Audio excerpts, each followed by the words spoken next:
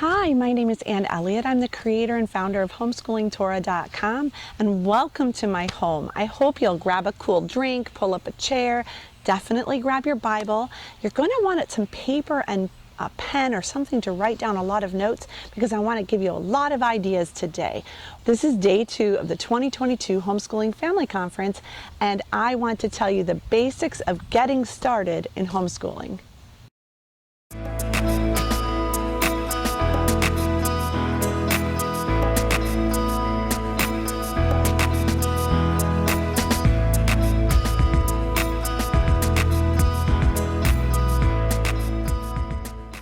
Today I'm going to give you 10 steps on how to feel like you're confident in your new school year. Whether you're your first time homeschooler or you've been homeschooling for many years, you might need a refresher.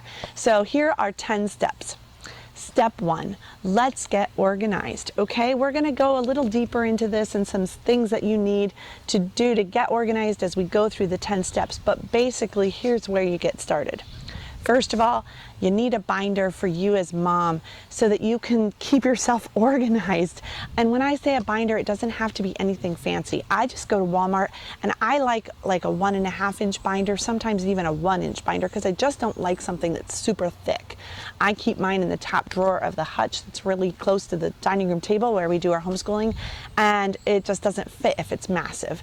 I don't keep my entire life in here, I just keep my homeschooling in here. And so what I'm looking for in a binder, I want something that's a nice enough quality that the little rings don't come unattached as I'm opening and closing them throughout the year. So maybe not this might not be the place to go to Dollar Tree or somewhere cheap to get this. You might want something a little better quality. I love pockets in the front and back. My ideal notebook has like 2 pockets in the front and 2 in the back, just because I have a lot of things that I want to keep in there, such as the school year calendar and maybe a list of subjects that I'm wanting to do with my high school students, or just random little bits of things that I store in those places.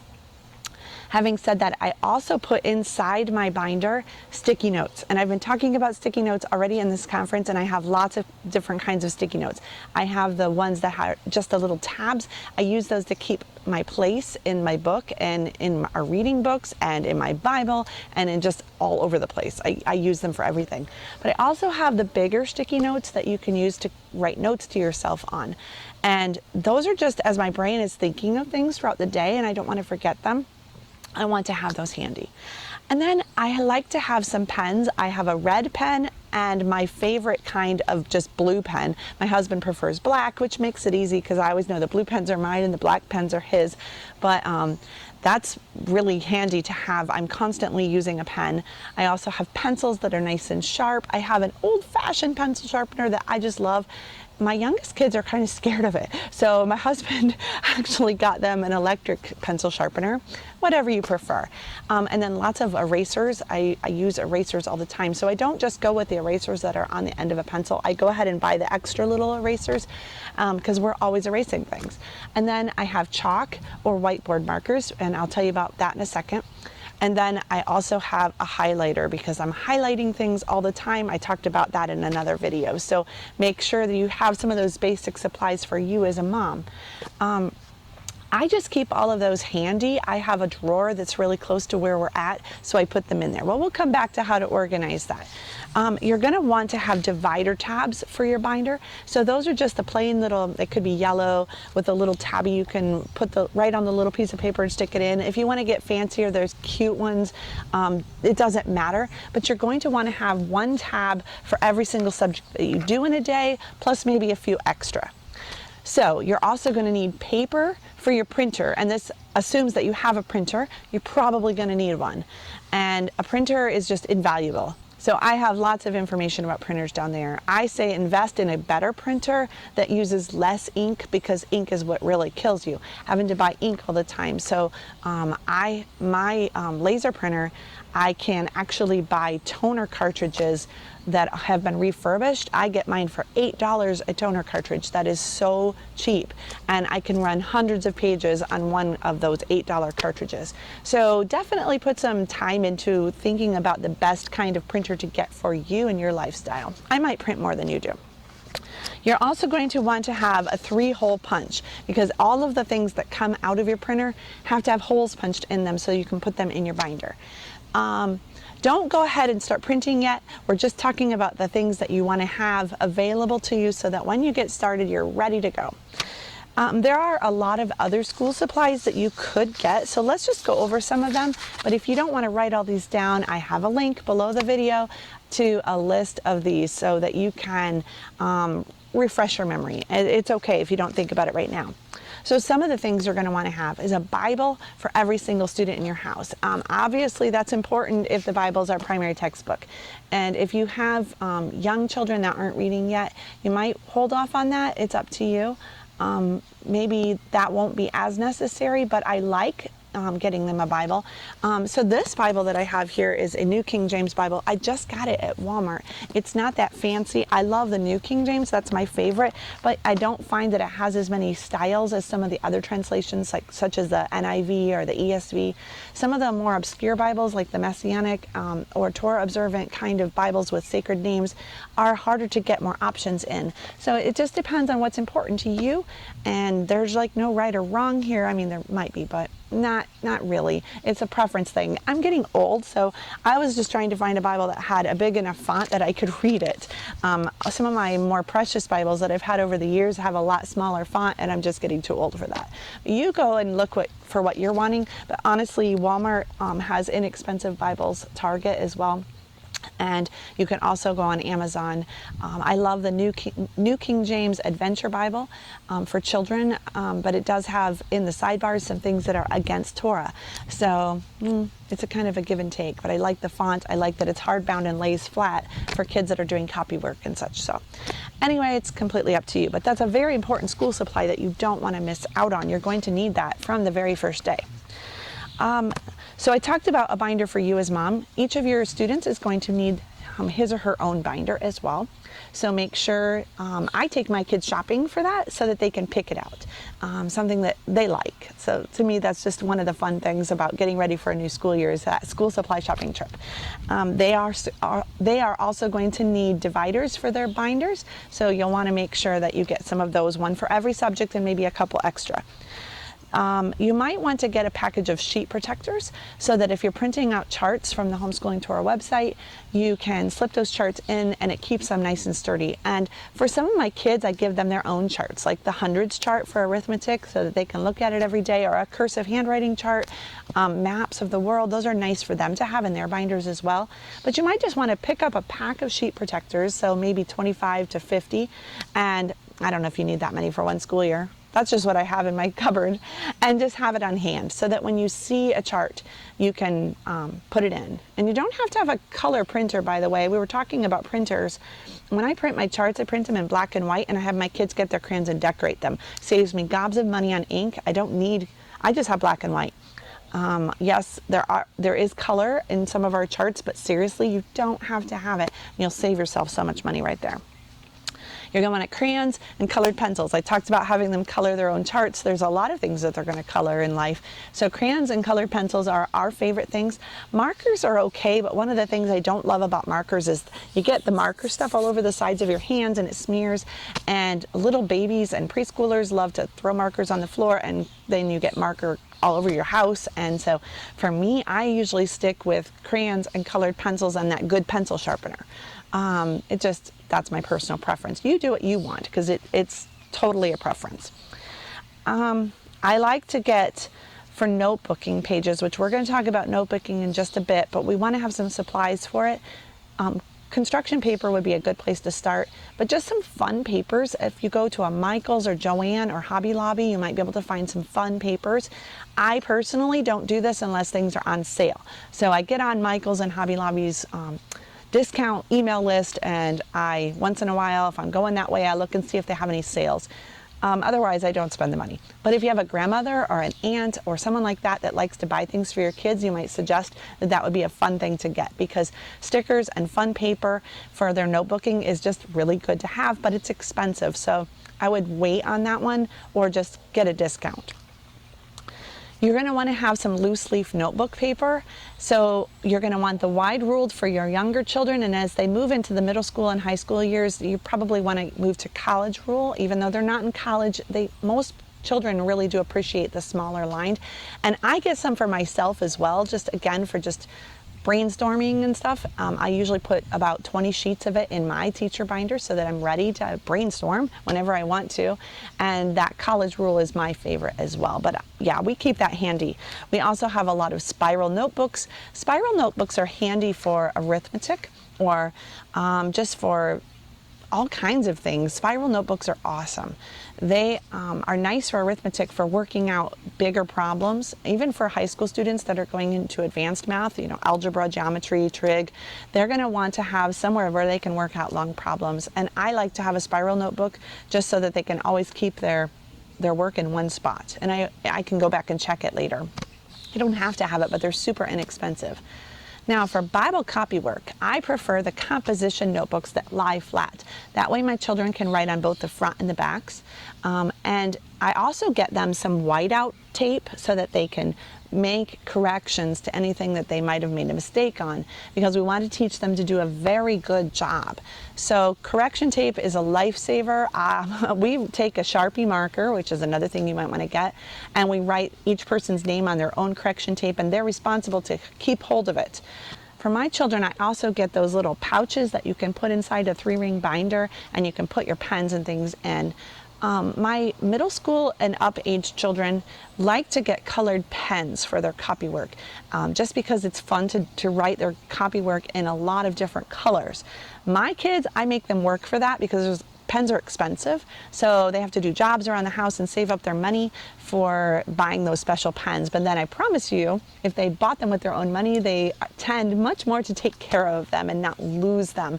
Otherwise, you could lose a fortune in buying pens all the time. So my children have their own set of pens. They keep them in their pouch inside their binder. Whatever works for you.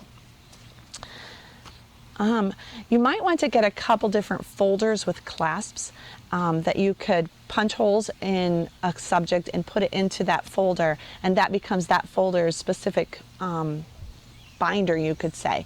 One of the ones I do this for is typing. Not everyone is doing typing. It's not a together school subject. We're going to talk about together school in a second. But say my 8th grader is learning to type. It's just kind of nice to have that put into a binder and stuck somewhere. And then when she gets to her typing, she can grab it. But then in a couple years, that when my 6th grader is ready to learn to type, he can grab that same binder and I don't have to print it twice. So think towards the future. Will you want to use these subjects again?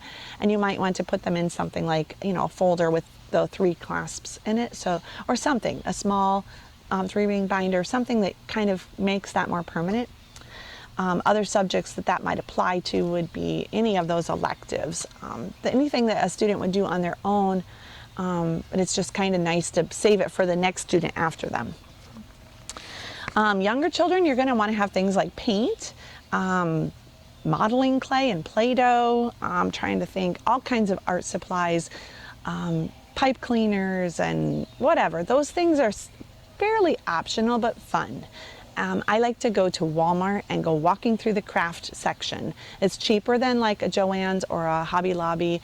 I'm at Hobby Lobby, oh my goodness, I could be totally tempted to spend way too much, but it's just kind of handy to go to a cheaper store and just grab a few things that I think would be fun.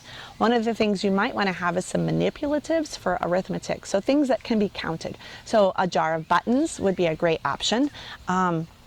A thing of dice, which you can get over at Walmart in the children's section by the toys. Go to the games and get yourself a set of dice or some miscellaneous game pieces, or go to like a Goodwill or a thrift shop and pick up some old games that are missing pieces. You don't care about the game, you just want the game pieces and the dice and maybe some play money.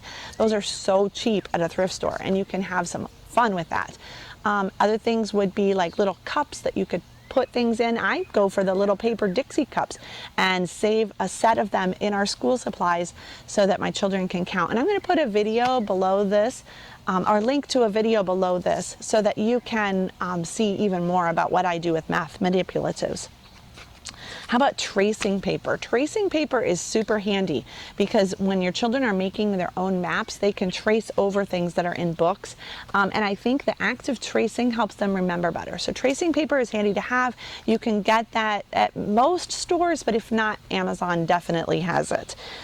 Glue and glue sticks, those are handy. Scissors, one for each child, and maybe a few extra pair to have around. Make sure you check if any of your children are left-handed, that they have supplies for them. Young writers might need a pencil grip to help them learn to hold their pencil properly.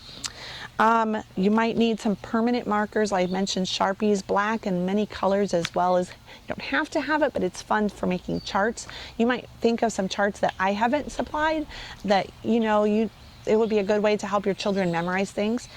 You're going to want some Scotch tape, maybe some masking tape, a way to hang charts on the wall like thumbtacks or whatever your husband says is okay for your walls. Each child might want his own ruler.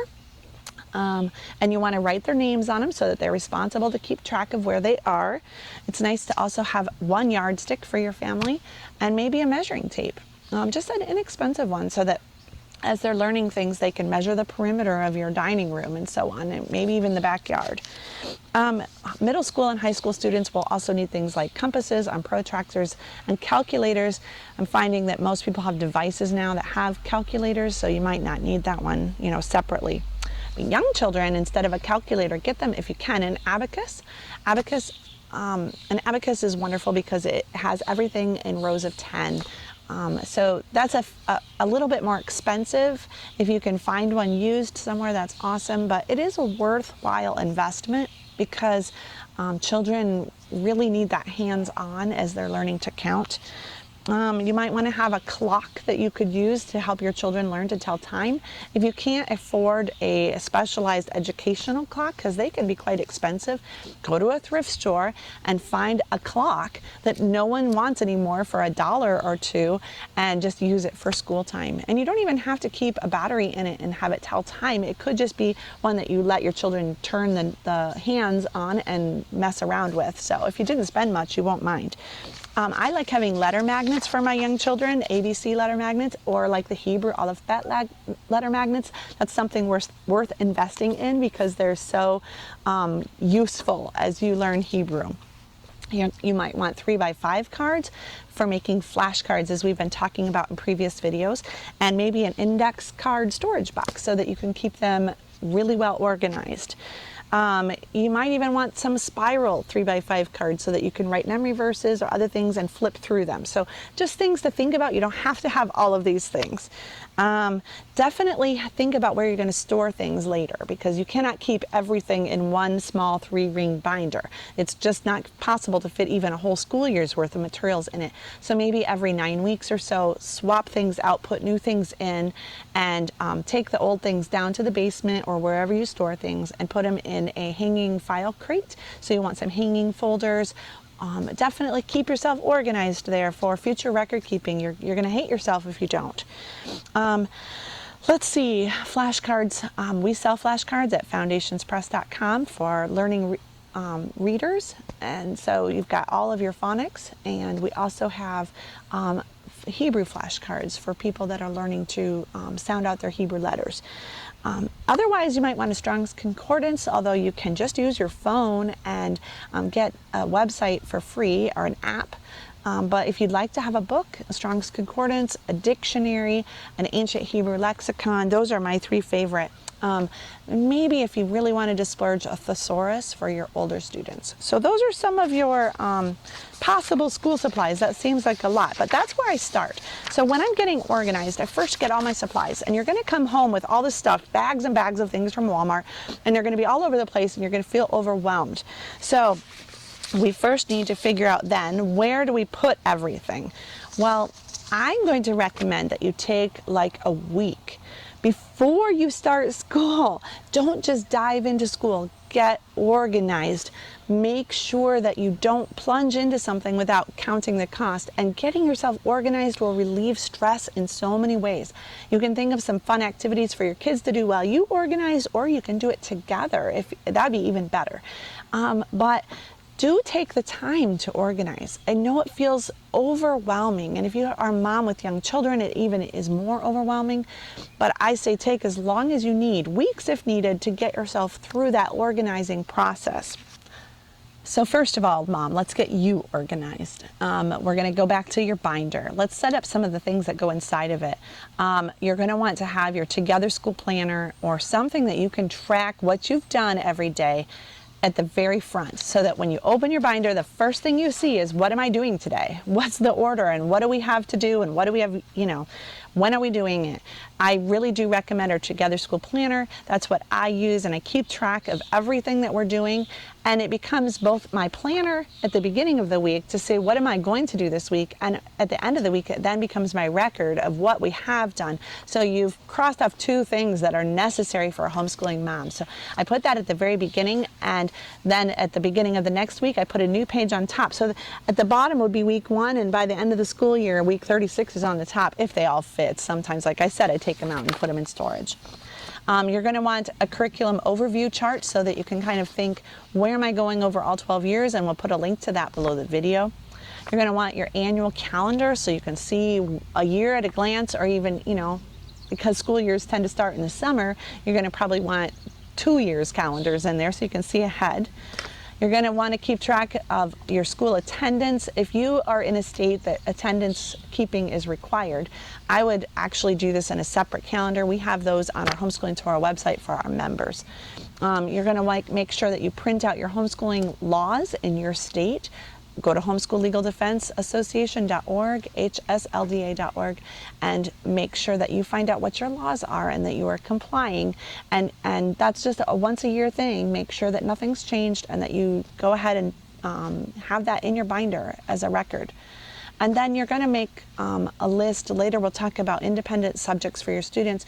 You're going to make sure that you want to have a list of what you told each student to do independently each day, because you will forget.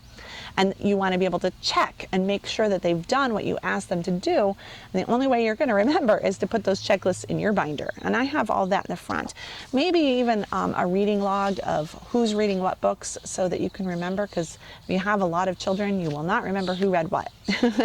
So, or even when they say in 3 years from now, man, do you remember that book that was about this? And you can go back to your reading logs and remember what everyone read, and it brings up good memories. Your younger kids will be like, I want to read that book. So all of this record keeping is super essential.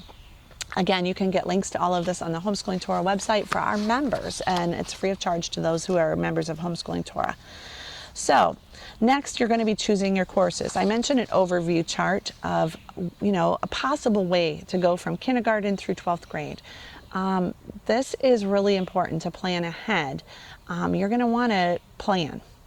But keep in mind as you plan that you do not know what the future holds.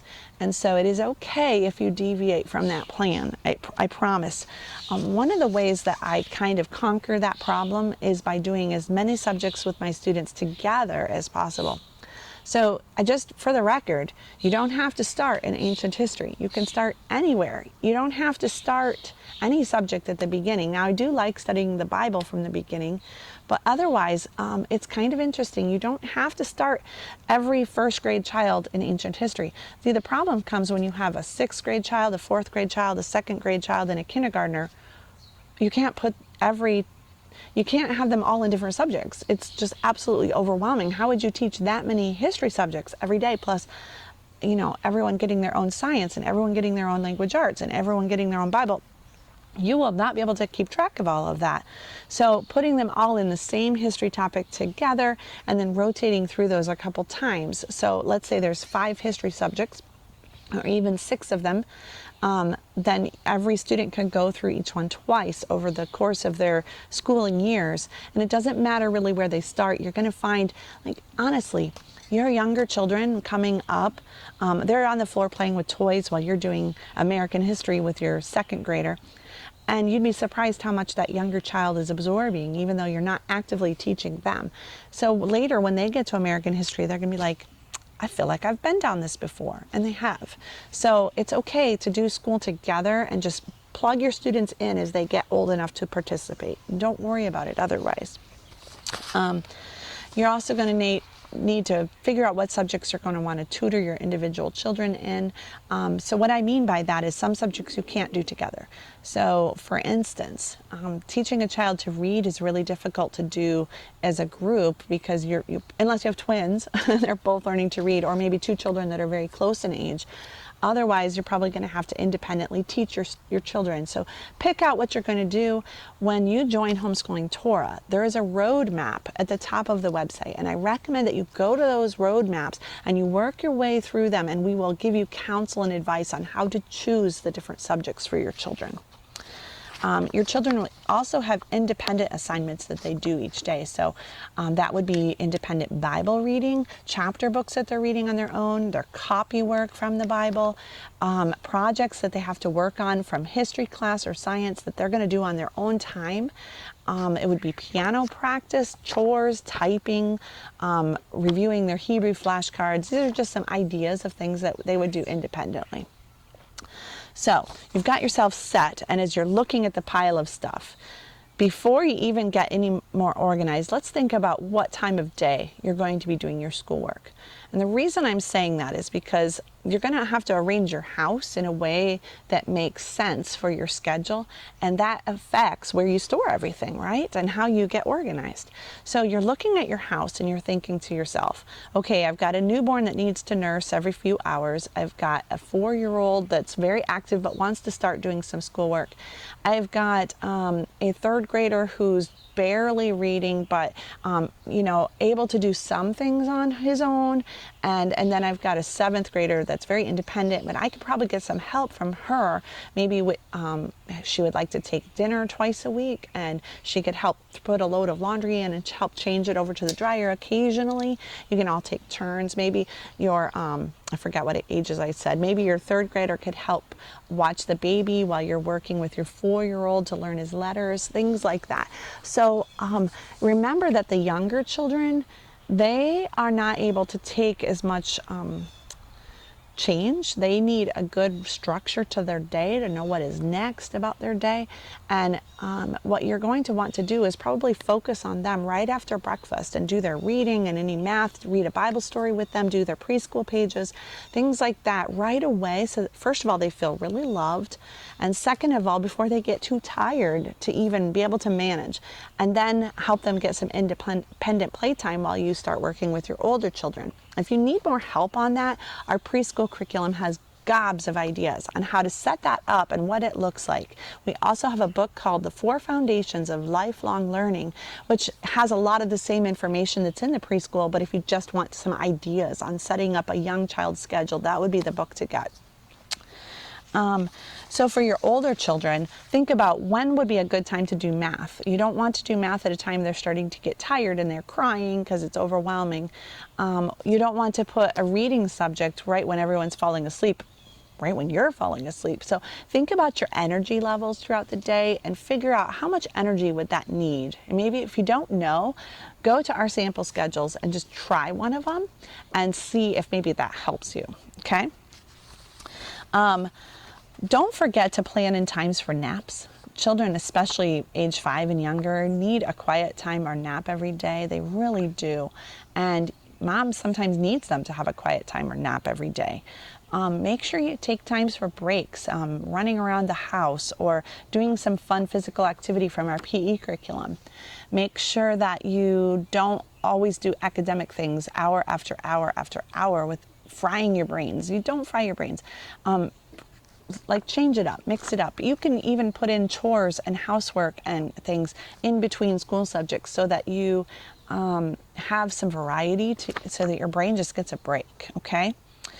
Make sure that you have time for snacks. Growing children, when their brains are growing and their bodies are growing and they're getting teeth and all of those things, they need snacks. They need 2 things probably. They need sleep at night with maybe some rest times in the day, and they need lots of nutrition. So you're going to have to plan, first of all, where would we put the snack in that day? Who's going to make the snack? Who's going to buy the things at the store? Who's going to make sure that nobody eats that snack before the time in which we planned it? So we have a lot of menu planning and meal planning ideas on our website, but as far as snacks, make sure that, maybe one of those sticky notes that's in your binder could be used to plan out the snacks, and then you could assign different children, or I want you to get some cream cheese and put it on the celery sticks. I want you to get a bowl and put the chips in it, and we're going to put it on the table, or whatever you're going to do for snacks. Make sure that you have what you're going to have, who's going to buy it, when is it going to be eaten, and everybody knows the rules, and so that somebody doesn't accidentally eat it at 11 o'clock at night, you know? Like maybe your husband or something. Make sure that your lesson times are not too long. This is a common mistake I find with new homeschoolers. They think that they have to get through every single thing that's in the lesson plans. I would say keep one eye on the clock. And if the clock is saying that your lessons are getting longer than 30 minutes, max 45, goodness, that's hard. 30 minutes, sometimes for younger children, even 15 to 20. Keep an eye on the clock and stop the lesson for the day. Put it away. Don't let it bother you that you're still going to be on that lesson tomorrow. It's okay. Get the book out tomorrow. Do a brief review of what you did, a couple minutes, like I talked about in the previous video, and then dive in again. But keep an eye on that clock, because the clock won't lie to you. If you find that your children are zoning out or their behavior starts to go downhill, then note what time it was. And how long has it been since a nap? And how long has it been since they've had a chance to walk around and take a break? And make a note on your sticky note. And tomorrow, cut it just a little bit shorter by a minute or two and see if that helps, okay? Keep things in the same order, but the clock is a useful tool for you to help you know when you're wearing your kids out. It's okay to stop and put the lesson away. You don't have to put all the information in their head in one day. It's not like you open the top of their head and pour it all in. No, they have to learn, and it's hard work, and you wear out. So have some mercy on your kids and don't make those lessons too long. So for that reason, one of the supplies you should buy at the store is a really nice clock for the wall, not for teaching time necessarily or playing around with, but one for you so that you know what time it is and you can just constantly be looking at it, okay? Make sure that you think about when are you going to put laundry and meal prep and errands that you have to run, such as grocery shopping. It's that every week stuff. Where are you going to put it? It takes time to run a household, and one of the challenges of being a homeschool mom is trying to manage everything at once. So for that reason, one of the things that we have done in our curriculum is in our together school subjects such as history and science, we only have hard lessons that take a lot of time with mom. Well, by a lot I mean maybe 30 minutes and we wrap it up, right? We only do that 3 times a week because there's several of those and you don't have time to get all that done and the rest of your life. So on days 4 and 5, you give your children some independent assignments that they can be working on while you start making the grocery list and you start making sure that, you know, these other things in your life, such as paying the bills and balancing your checkbook, are all done. So you need to make sure that you have set aside time for you to manage your entire household. So definitely look at our curriculum and kind of notice that the first 3 days of each week are a little bit more interaction with mom, and days 4 and 5 are a little bit less. And that was very intentional. That was for your sanity, just like it was for my sanity when I wrote it. Don't forget to plan things like appointments, doctor appointments, dentist appointments, music lessons, co-op days. Some of those things can really wreck a homeschooling year. So be wise in what you decide to do. Mom, you don't have to do it all. You don't necessarily need a co-op. I mean, maybe you do. Maybe the Father has led you to want one. But if you do, you're going to have to figure out where to put everything else. So be wise in your decisions. And, you know, when you're scheduling vet appointments, doctor appointments, dentist appointments, this and that and the other, put them at a time that works for your school so that you're not shortchanging your children. And be ruthless. You know, they say, can you come in at 10 o'clock on Tuesday? And you're going to say, I am so sorry, but we are not available then. How about 4 o'clock? That would be better, or whatever works for you. Lastly, make sure you have thought about chores. You're going to need to get chores done. Children are going to need to put their toys away. School stuff is going to have to be put away at the end of the day. Laundry is going to have to be put away. The bathroom is going to need to be wiped down. The floor will have to be vacuumed or swept, and so on. Garbage out. All of those things take time. That's why we have 2 days that are a little bit less. I throw all my appointments and errands on one day, and the other day is for Sabbath prep, and on my Sabbath prep day I do a lot of the cleaning. Now it might not look that way for you, but that has worked out really well for us, although sometimes we're really tired when you come to Sabbath. So some people like to do their cleaning on another day. So whatever you choose, make sure you also have time periods in your day, such as before Daddy gets home from work, maybe you're going to do a 10-minute cleanup around the house and put all the clutter away. Make sure you have times in your schedule and you've thought through when you're going to wash the dishes and when you're going to put things away. So just some little things that are easily overlooked but incredibly important to keeping your household and your homeschooling day running. Here's another one I forgot. Don't forget, Mom, that you're going to need time to get your thoughts together once a week. Yes, you should be able to just open the books and start homeschooling, but you might have gotten off schedule a little bit last week. Maybe you had one of those days where everyone was really tired. And so now you're going to have to figure out, what am I going to do? Am I going to stay on this 180-day schedule that is arbitrary, honestly? Or am I going to basically re-edit the curriculum, drop a few of the assignments? Am I going to take 2 years to finish the subject, which is perfectly legitimate?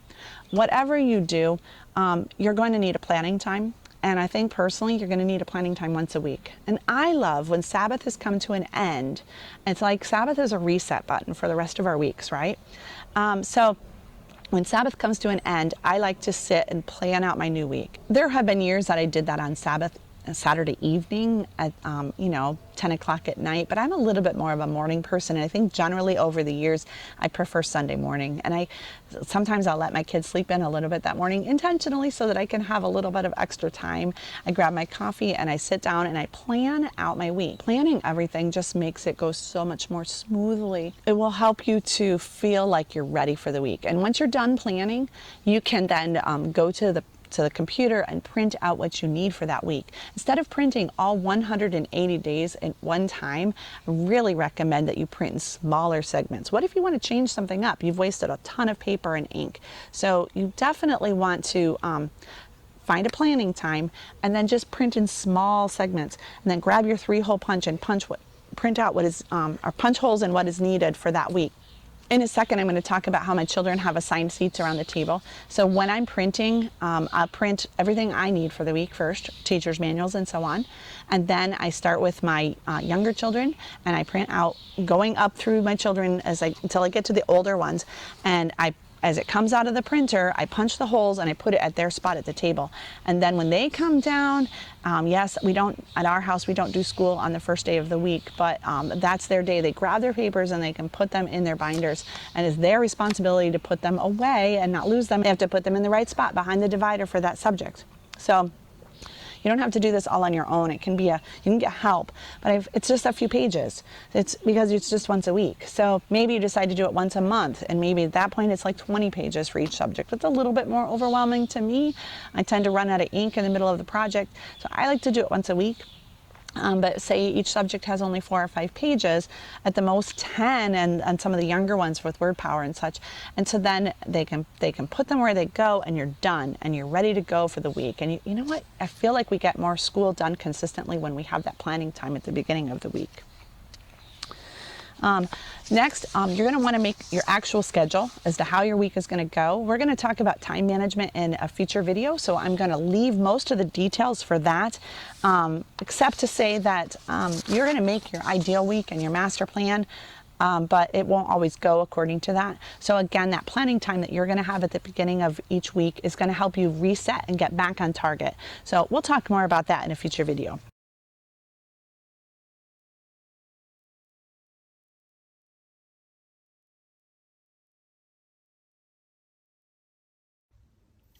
So when I recorded this video, I completely forgot to have you set up a student binder for each of your students. So you're going to want some tabs. So just like your binder, one for each subject that they're doing, and some things that you could put in. So your students would probably want some of their own math pages. So I just have some examples here. You're probably going to need things like their word power, or writing. Maybe if you have an older student, you might have some grammar. So this is from our grammar workbook. And so trying to think what else. Oh, probably some science. And one of the, here, I'll show you some of our science ones. This isn't a very good example, but so here we go. So this is their science worksheets right now as they are. And they would need to put these in. So they'll have all of these in there for the whole year when they're done. And basically, otherwise, you might want to put their notebooking pages that they make for history or science or Bible. You want those in there.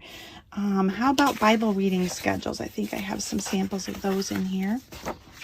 Whoops. Yeah. So, yeah, these are some Bible reading schedules that let them, you know, remember to read each day. And my kids just put a check when they've done. And it's really fun to see the progress as they go through the Bible and they get all the way through. So other subjects that you would want to include in their binder would be electives or just anything you choose that they want to keep track of. And so this binder doesn't need to be as thick as my example here. A small one could work just fine. And if it gets full, put those things in storage and keep samples. Remember to keep samples of their tests and stuff too. So anyway, that is just setting up the student binder is really just like setting up your binder. So it's not too hard. It's just a smaller version, and they're each going to keep that in their own book bag or whatever.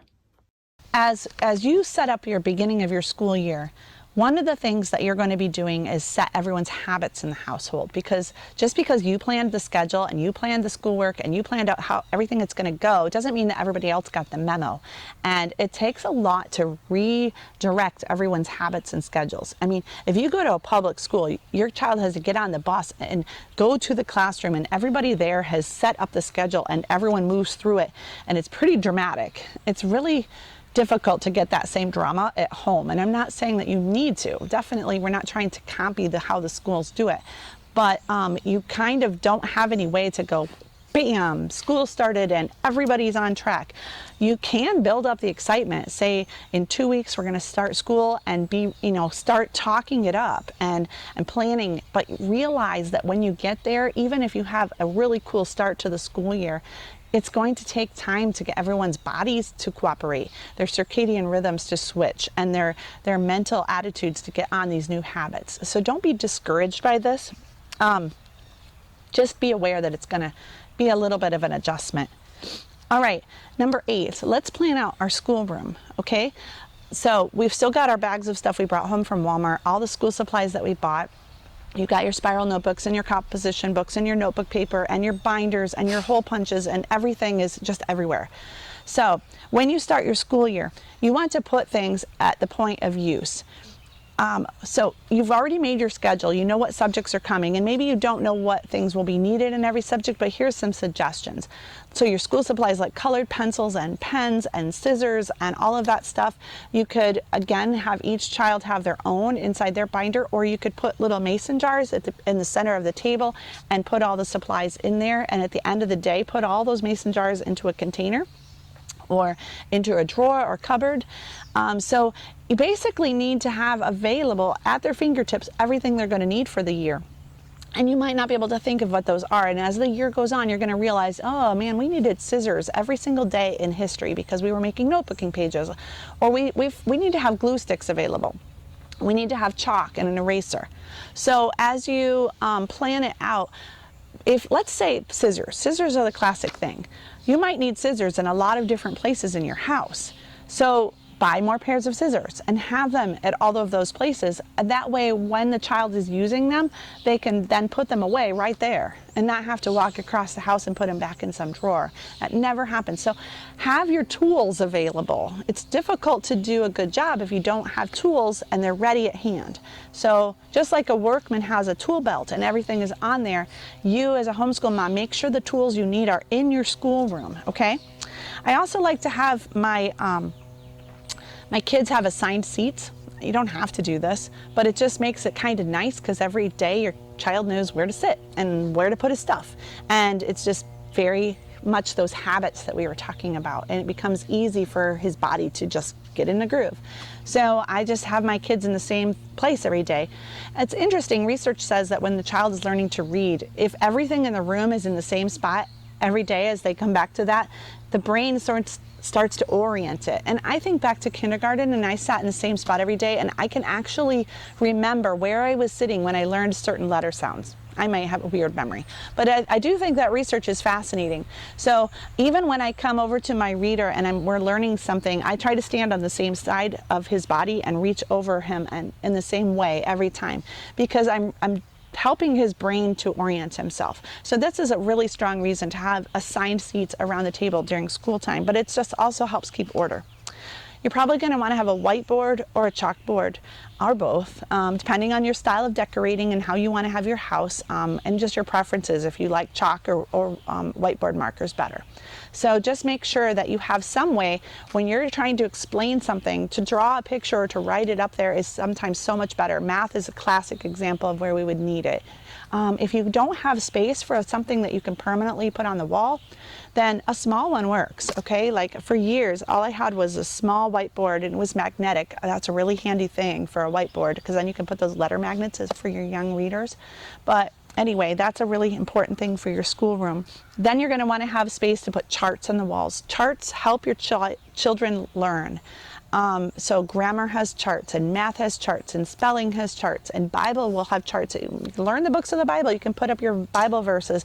You have maps for history. You have periodic table of elements in science. So just so many things. And if you don't have the space for this, then you can get or make yourself like a big portfolio that has pages, and you can open to that chart and show your children that, and then slide it between something to put it away at night.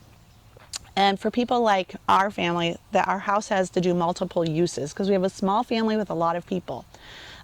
Getting a dresser to put your supplies in, closing it up and decorating it pretty makes it just look like a piece of furniture, and no one will know that's all your school stuff. Or a cabinet with doors that close keeps the clutter looking a lot less.